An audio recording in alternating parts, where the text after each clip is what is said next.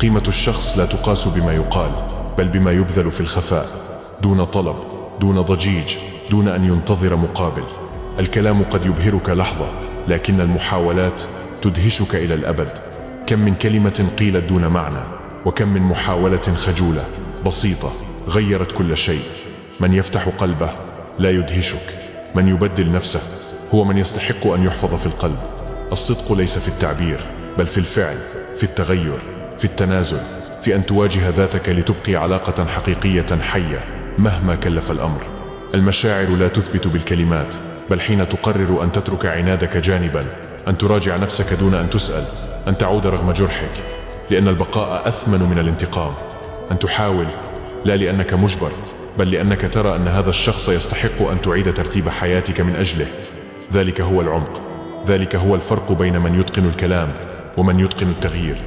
المحبة الحقيقية لا تحتاج إلى إثباتات متكررة، بل إلى أفعال صامتة تقول كل شيء: أنا هنا وأحاول، لأني لا أريد أن أخسرك. وفي النهاية، قيمة العلاقة لا تقاس بعدد الجمل، بل بعدد المحاولات التي لا ترى، لكنها تعني كل شيء.